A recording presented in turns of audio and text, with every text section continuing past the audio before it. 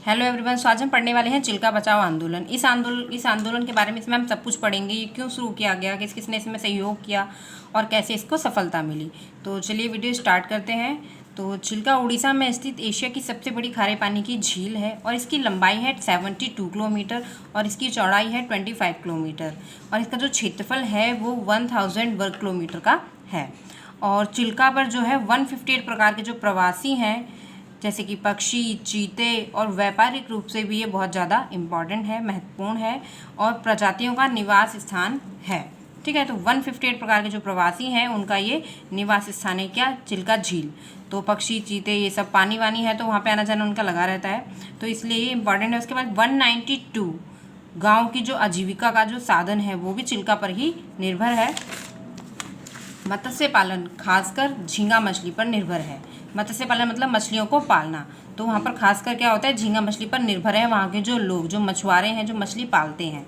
ठीक है, 50,000 से भी अधिक मछुआरे और 2 लाख से भी अधिक जनसंख्या, मतलब कि 50,000 लोग हैं, मतलब मछुआरे हैं जो मछलियाँ पालते हैं, और 2 लाख से भी अधिक जनसंख्या है लोगों की जो अपनी आजीविका के लिए किस पर निर्भर हैं, चिल्का पर निर्भर हैं। ठीक है ना, तो इतने सारे लोग जो हैं वो चिल्का झील पर निर्भर हैं, उस पर डिपेंड हैं। ठीक है, और ये जो है उनका परंपरागत पेशा है, जो मछली पालन जो है वो चिल्का क्षेत्र का परंपरागत पेशा है। वो कैसे है कि देखिए, अफगानी शासन से उनको ये अधिकार प्राप्त है मछली पालना। ठीक है ना, मछली पालने का अधिकार जो है उनको अफगानी शासन से प्राप्त है और इसीलिए ये परंपरागत पेशा है, क्योंकि तब से लेकर अब तक वो चला आ रहा है। तो जैसे बेटे ने किया, बाप ने किया, मतलब बाप ने किया, बेटे ने किया, फिर उसके बेटे ने, इस तरीके से चला आ रहा है। तो ये परंपरागत पेशा है, तब से लेकर अब तक ये चला आ रहा है। उस क्षेत्र के जो लोग हैं चिल्का के, वो यही काम करते हैं। ठीक है ना, मछली पालना। फिर 1977 और 78 का जो वर्ष था वो झींगा मछली के उत्पादन तथा निर्यात के विकास का महत्वपूर्ण वर्ष था। उस समय में बहुत ज़्यादा उन्नति हुई थी इस चीज़ में। ठीक है, और पूरे क्षेत्र को सोने की खान से आंका जाने लगा था। 1977 और 78 का जो वर्ष था वो बहुत ही अच्छा था उन लोगों के लिए, झींगा मछली और सब चीज़ों के लिए, लोगों के लिए। तो क्या हुआ कि उस पूरे क्षेत्र को जो है सोने की खान से आंका जाने लगा था कि ये तो सोने की खान है। ठीक है, इस तरीके से।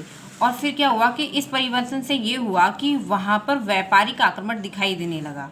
ठीक है ना, मतलब कि लोग वहाँ पे आने लगे व्यापारिक रूप से, काम के लिए, इन सब चीज़ों के लिए। तो इस क्षेत्र को हथियाने की होड़ भी शुरू हो गई। उसके बाद 1986 में JB पटनायक सरकार ने निर्णय लिया। ठीक है, 1986 में जो JB पटनायक थे उन्होंने निर्णय लिया था कि चिल्का में जो झींगा प्रधान क्षेत्र जो है, जहाँ पे झींगा प्रधान क्षेत्र है, जहाँ पर ज़्यादा झींगा पर लोग निर्भर हैं और मतलब जहाँ पर झींगा ज़्यादा, मतलब मछली का वो करा जाता है पालन, उस क्षेत्र को क्या किया जाएगा कि टाटा तथा उड़ीसा सरकार की संयुक्त कंपनी को पट्टे पर दिया जाएगा। जिससे क्या होगा कि वहाँ पर जो है उन्हीं का, मतलब कि उनको वो दे दिया जाएगा। तो इस निर्णय से क्या हुआ कि मछुआरे जो थे वो उन्होंने विरोध करना शुरू कर दिया, क्योंकि वहाँ पर क्या था कि 50,000 से भी अधिक मछुआरे और 2 लाख से भी अधिक जनसंख्या जो थी उस पर निर्भर थी, चिल्का पर। तो इसीलिए लोगों ने क्या किया, विरोध करना शुरू कर दिया। और उनके साथ राजनीतिक पार्टी जो जनता दल थे उन्होंने भी उनका सहयोग किया। उसके बाद 1991 में फिर से क्या हुआ कि 1991 में जनता दल की जो सरकार थी उन्होंने चिल्का के झींगा प्रधान क्षेत्र के विकास के लिए टाटा कंपनी को संयुक्त क्षेत्र कंपनी बनाने के लिए आमंत्रित किया। ठीक है, और फिर क्या हुआ कि सरकार ने बिल्कुल, मतलब किसी की उन्हें चिंता ही नहीं थी कि मतलब जो 50,000 मछुआरे हैं और 2 लाख से भी अधिक जो लोग हैं उनका क्या होगा, वो क्या करेंगे अगर उनसे ये जगह, मतलब अगर ये पट्टे पर दे दी जाएगी तो, इस तरीके से। तो उन्होंने उनको आमंत्रित किया था। तो सरकार ने, जो लोग थे उनकी बिल्कुल भी कोई उनके हित के बारे में ज़रा भी नहीं सोचा, और जो कई सदियों से अपने जीवन निर्वाह किसके ऊपर डिपेंड थे, चिल्का पर निर्भर थे, तो उसके बारे में उन्होंने बिल्कुल भी नहीं सोचा। और उन्होंने ये भी नहीं सोचा कि पर्यावरण को होने वाले नुकसानों के बारे में, उन्होंने बिल्कुल परवाह नहीं की कि पर्यावरण को भी कोई नुकसान हो सकता है इन चीज़ों से। और 1991 में जो था, चिल्का के 192 गाँव के जो मछुआरे थे, जो लोग थे, उन्होंने क्या किया, मत्स्य महासंघ के अंतर्गत एकजुट होकर, एक संघ था उसके साथ इकट्ठा होकर अपने अधिकारों की लड़ाई शुरू कर दी। ठीक है ना, और उनका साथ जो था विश्वविद्यालय के छात्रों ने भी दिया। उसके बाद 1992 में 192 गांव के जो लोग थे उन्होंने क्या किया कि अपनी आजीविका के अधिकार, मतलब अधिकार था उनका मछली पालना, उसके अधिकार बनाम डॉलर के विरोध में मुख्यमंत्री बिजू पटनायक से मिले, लेकिन वहाँ से कोई भी जवाब नहीं मिला उनको। वहाँ से जब वो उनसे मिले, ठीक है ना, बिजू पटनायक से, तो उन्होंने कोई भी जवाब नहीं दिया और ना कोई उन्हें वहाँ से मिला जवाब।